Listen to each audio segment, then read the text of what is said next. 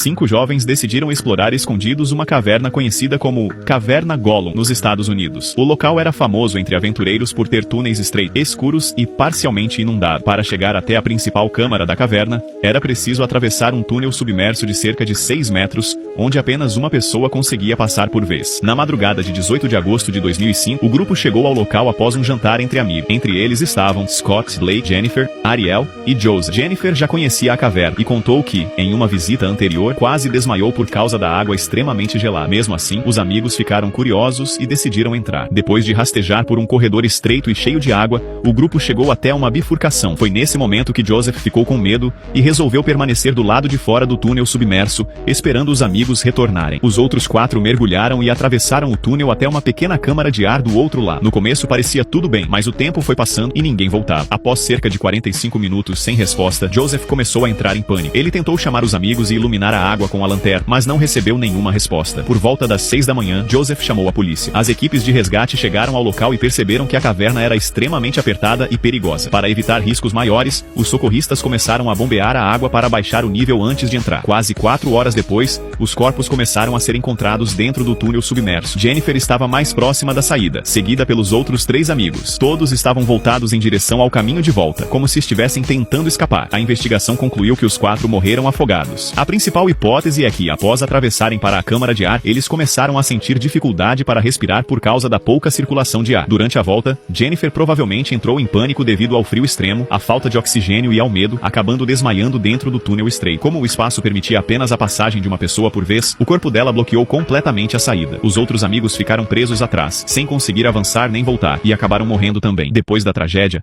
a entrada da Caverna Gollum foi permanentemente fechada. Hoje existe um memorial no local, em homenagem aos 4 jovens que perderam a vida naquela noite. Às 18 horas, Dong Jai e Gong Ziwei entraram na água primeiro, suas silhuetas desaparecendo gradualmente sob a superfície. 10 minutos depois, Aguai o seguiu, chegando ao ponto de encontro a 60 metros de profundidade. Logicamente, os dois deveriam ter retornado até ali por volta das 18h20, mas com o passar do tempo, nenhuma única bolha apareceu. Aguai encarava a escuridão abaixo, ficando cada vez mais ansioso enquanto observava o marcador de ar baixar. Ele percebeu que, se esperasse mais, talvez também não conseguisse voltar. Cerrando os dentes, começou a subir. Antes de sair, colocou um marcador de linha ao lado de um cilindro reserva a 50 metros, para que caso os dois retornassem, soubessem que ele já havia subido. Aguai completou a descompressão sem ver qualquer sinal deles. Ao emergir, entrou imediatamente em contato com o centro de mergulho e chamou a polícia. Ele voltou à água 2 vezes para procurar, mas os cilindros de descompressão permaneciam intactos. O resultado era evidente. Assim que a notícia se espalhou, toda a comunidade de mergulho ficou abalada. Especialistas de alto nível como Dong Zai e Gong Ziwei, enfrentando problemas a apenas 120 metros. Era como um professor de natação se afogar em uma piscina. Ninguém conseguia acreditar, mas o impossível havia acontecido. Após receber a notícia, Han Xin correu do Mar do Sul da China até Duan. Mergulhadores de caverna de todo o país também vieram ajudar,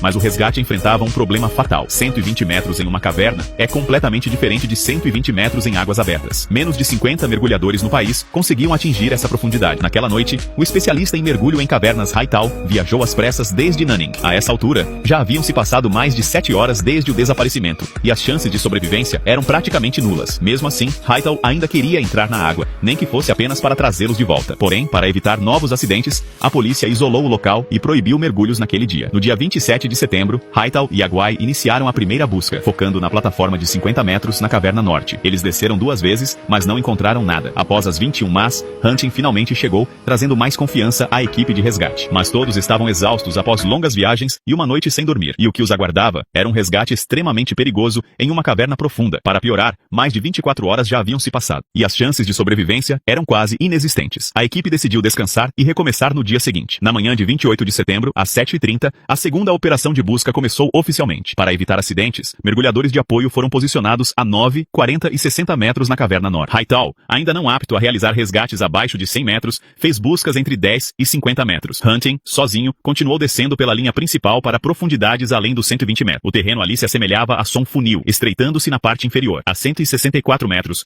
uma grande rocha bloqueava o caminho. Se alguém perdesse o controle abaixo dos 120 metros, acabaria deslizando até aquele ponto. Han Xing examinou cuidadosamente a área, mas não encontrou nada. Em tais profundidades, o tempo de busca debaixo d'água é de apenas alguns minutos, enquanto a descompressão leva mais de 3 horas. Quando voltaram à superfície, toda a manhã já havia passado. Naquela tarde, outro grupo entrou pela caverna sul. O mergulho em cavernas depende de linhas guia. Os mergulhadores seguem essas linhas para entrar e sair. Jewel Duan Skylight já possuía um sistema de linhas complexo e bem estabelecido. Havia uma linha conectando 120 metros na caverna norte a 105 metros metros na Caverna Sul. Embora Dongjai e Gongziwei não planejassem ir até a Caverna Sul, a Guai não havia visto nenhuma bolha no ponto de encontro. Era possível que tivessem seguido a linha errada. A 50 metros na Caverna Sul, havia um ponto de mudança horizontal. Se os dois tivessem ficado sem ar ali, deveriam ter subido e parado naquele local. Mas após uma longa busca entre 70 e 30 metros, nada foi encontrado.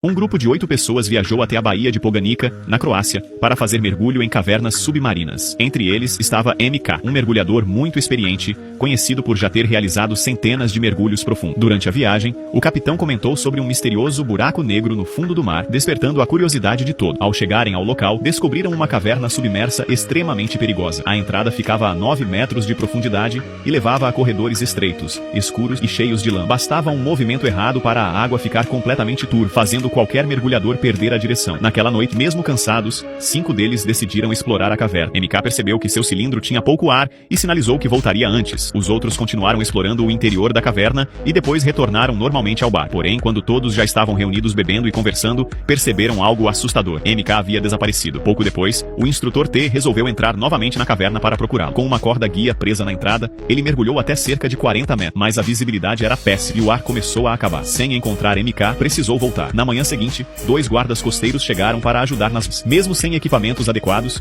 um deles entrou sozinho na caverna. Mais de 1 hora se passou sem sinal dele. O outro policial, desesperado e quase sem oxigênio, precisou retornar à superfície pedindo ajuda. Agora, havia 2 desaparecidos. Mais tarde, uma equipe profissional de resgate entrou na caverna. Primeiro encontraram o corpo do policial a 24 metros de profundidade. Ele havia perdido a corda guia, se desorientado e morrido afogado após acabar o oxigênio. Depois localizaram MK no fundo do corredor mais profundo, a mais de 54 metros. O corpo estava deitado sobre a lama, com todos os equipamentos funcionando normalmente, exceto pelo cilindro vazio. Mas havia um detalhe chocante. Uma faca estava cravada em seu peito. A polícia suspeitou imediatamente de assassinato. No barco havia manchas parecidas com sangue, e 2 dos tripulantes apresentaram reações suspeitas no teste do detector de mentiras. A imprensa espalhou rumores de brigas, dinheiro e até triângulo amoroso. Os 2 homens passaram a ser tratados como assassinos pela mídia. Durante o feriado de 1º de maio, mais de 20 mergulhadores decidiram explorar uma caverna submersa em Guangxi, na China. O lugar era muito estreito e cheio de túneis perigosos. Mesmo assim, muita gente entrou ao mesmo tempo, deixando a água ainda mais turva e difícil de enxergar. Entre os mergulhadores estava Zhang, um homem que resolveu explorar partes mais profundas da caverna sozinho. Enquanto a maioria ficou perto dos 6 metros de profundidade, Zhang começou a descer cada vez mais fundo. Os registros do computador de mergulho mostraram que ele chegou rapidamente aos 37 metros e depois voltou para 12 metros. Só que ele repetiu esse sobe e desce várias vezes, como se estivesse procurando alguma coisa. Na verdade, tudo indica que ele já estava perdido dentro da caverna. Como a água estava cheia de lama levantada pelos mergulhadores, a visibilidade ficou quase zero. Sem uma corda guia para mostrar o caminho de volta, Zhang acabou ficando completamente desorientado. Enquanto isso, os outros mergulhadores começaram a voltar para a superfície. No começo, os amigos de Zhang acharam que ele só estava demorando um pouco mais para sair, mas depois perceberam que ele realmente havia desaparecido. As equipes de resgate chegaram ainda naquele dia. Mergulhadores experientes passaram horas procurando em vários túneis estreitos e perigosos. A busca era muito difícil porque a água estava extremamente escura e cheia de sedimento. Somente no dia seguinte, 2 mergulhadores especialistas conseguiram chegar mais fundo do que todos os outros. Depois de passar por passagens apertadas e regiões nunca exploradas antes, eles encontraram Zhang preso em uma fenda da rocha, a quase 58 metros de profundidade. Ele estava sentado de forma estranha dentro da pedra, ainda com quase todo o equipamento no corpo. Porém, o regulador já não estava mais em sua boca. Mais tarde, analisando os dados do computador de mergulho, os investigadores descobriram o que provavelmente aconteceu. Zhang se perdeu dentro da caverna, não conseguiu mais encontrar a saída e continuou descendo cada vez mais. Com a profundidade, o consumo de ar aumentou muito rápido até que o cilindro acabou completamente. Sem ar e sem conseguir encontrar o caminho de volta, Zhang acabou morrendo preso dentro da caverna. Um grupo de 8 pessoas chegou em uma caverna no México para fazer mergulho recreativo. No início tudo parecia tranquilo, mas conforme avançava, o ambiente foi ficando cada vez mais apertado e assustador. Harry, um dos mergulhadores, começou a entrar em pânico por causa da sensação de claustrofobia. Assustado, ele decidiu voltar sozinho sem avisar ninguém e conseguiu retornar à entrada antes que a situação piorasse. Enquanto isso, o restante do grupo continuou avançando até atingir uma região chamada Haloclina, onde água doce e salgada se misturam. Nesse ponto, a visão ficou completamente distorcida. A luz das lanternas começou a se espalhar de forma estranha e a visibilidade caiu praticamente para zero. Em meio ao desespero, os mergulhadores levantaram lama do fundo da caverna, transformando tudo em uma escuridão total. Foi então que Mary percebeu que o marido Harry não estava mais atrás dela. Pensando que ele havia se perdido, ela resolveu voltar para procurá-lo. 2 mergulhadores viram Mary retornando e acharam que todo o grupo estava recuando. Então, seguiram ela. Sem cordas guia e sem conseguir enxergar nada, os três acabaram completamente perdidos dentro do labirinto submerso. Enquanto isso, o guia Juan percebeu tarde demais que o grupo havia se separado e que o oxigênio estava acabando. Ele conseguiu levar apenas 3 pessoas de volta à superfície antes dos cilindros esvaziarem quase totalmente. Ao chegar na superfície, Harry perguntou imediatamente onde estavam os outros. Quando descobriu que Mary ainda estava lá dentro, entregou um cilindro reserva para Juan e implorou para ele voltar e procurar os desaparecidos. Juan mergulhou novamente sozinho. Depois de vários minutos procurando no escuro, encontrou primeiro os corpos de 2 mergulhadores boiando imóveis na água. Os cilindros estavam vazios e os reguladores haviam saído de suas bocas. Enquanto tentava entender a cena, ele percebeu mais à frente outro corpo ainda se mexendo levemente. Era Mary. Ela ainda estava viva, mas já sem forças e quase sem consciência. Juan colocou nela seu regulador reserva e conseguiu arrastá-la até a saída. Na superfície, Harry tentou desesperadamente reanimar a esposa, mas ela havia ficado tempo demais sem oxigênio. Mary morreu pouco depois no hospital. Mais tarde, equipes profissionais recuperaram os outros 2 corpos. A investigação concluiu que os 3 morreram por falta de oxigênio depois de se perderem na caverna. Eles não se afogaram diretamente. Ficaram presos no labirinto submerso até consumirem o último ar do cilindro. O acidente mostrou uma sequência grave de erro, um guia sem treinamento adequado, mergulhadores sem experiência em cavernas, falta de equipamentos de segurança e a decisão irresponsável de ultrapassar a área proibida. Em 24 de julho de 2016, em Stony Cove, no Reino Unido, um mergulhador experiente chamado Richard morreu durante um treinamento para certificação em mergulho profundo. Ele estava acompanhado de 2 instrutores, Nigel e Carol, e o plano era atingir 36 metros de profundidade. Logo no início da descida, a apenas 4 metros, Richard começou a apresentar problemas, falhas na válvula do colete equilibrador e dificuldade para equalizar os ouvidos. Isso aumentou seu nervosismo e acelerou significativamente seu consumo de ar. Aos 18 metros, sua pressão já havia caído muito mais rápido que o normal. Mesmo assim, o mergulho continuou. Aos 31 metros, durante exercícios de navegação, ele voltou a ter dificuldades com a flutuabilidade, o que agravou ainda mais seu estresse. Pouco depois, ao verificarem novamente o cilindro, restavam apenas 68 bar, valor muito abaixo do esperado para aquele momento. Diante disso, os instrutores decidiram iniciar a subida de emergência. A 15 metros de profundidade, Richard sinalizou que estava sem ar. No entanto, o manômetro ainda indicava 28 bar, quantidade que teoricamente permitiria alguns minutos de respiração. Mesmo assim, ele recebeu ar de reserva e a subida continuou. Ao se aproximarem dos 5 metros finais, Nigel segurou Richard para realizar a parada obrigatória de segurança de 3 minutos, procedimento padrão para evitar problemas de descompressão. Nos primeiros minutos, ele parecia estável. Porém, de repente, entrou em pânico e tentou subir rapidamente à superfície. Nigel o segurou novamente para forçar o cumprimento da parada.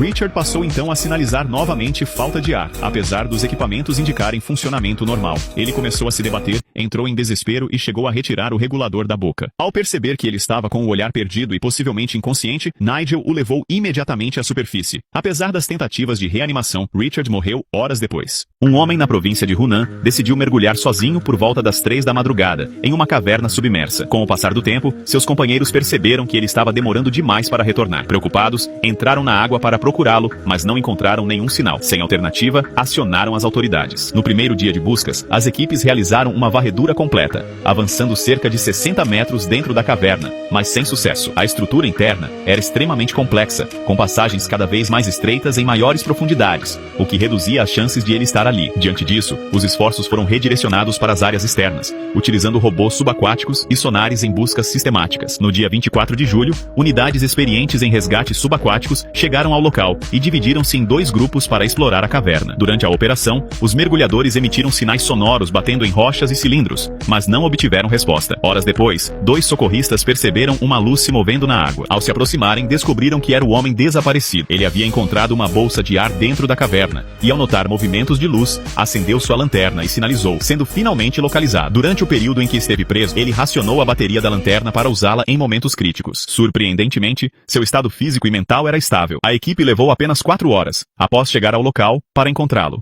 mas o resgate completo ainda exigiu mais 5 horas de trabalho. O homem estava a cerca de 90 a 100 metros da entrada da caverna, que por sua vez ficava a 9 metros de profundidade. Ele relatou que, ao perceber que estava perdido, entrou em pânico, o que acelerou o consumo de oxigênio. Quando o nível chegou a apenas 4%, encontrou por sorte a bolsa de ar que permitiu sua sobrevivência. Durante os 5 dias preso, ele perdeu completamente a noção do tempo, descansava apenas por curtos períodos e permanecia em constante alerta, com medo de não perceber a chegada do resgate. Também batia nas paredes periodicamente, tentando sinalizar sua presença. Após ser retirado com segurança, foi esclarecido que rumores rumores de que ele teria sobrevivido pescando dentro da caverna eram falsos. Ele se manteve apenas com a água do local, já que a visibilidade e a falta de equipamentos tornavam impossível capturar qualquer peixe. Um pai levou seu filho de 10 anos para mergulhar em uma caverna subaquática, junto com um amigo experiente. Mesmo sem ter treinamento para esse tipo de mergulho, ele insistiu em participar, e o grupo escolheu justamente uma área de alta dificuldade. Durante a descida, tudo parecia normal, mas o pai tinha dificuldades para controlar a flutuabilidade e acabou levantando muita sujeira do fundo, prejudicando a visibilidade. Após chegarem a uma parte mais profunda da caverna, decidiram retornar. Na volta, a correnteza tornou o trajeto mais difícil. O pai, ao tentar nadar com mais força, levantou ainda mais sedimentos, criando uma tempestade de sujeira na água, deixando o ambiente completamente escuro. Nesse momento, ele desapareceu da visão do amigo. O mergulhador experiente acreditou que ele conseguiria seguir a corda guia sozinho e continuou levando a criança até a saída. Porém, ao chegar lá,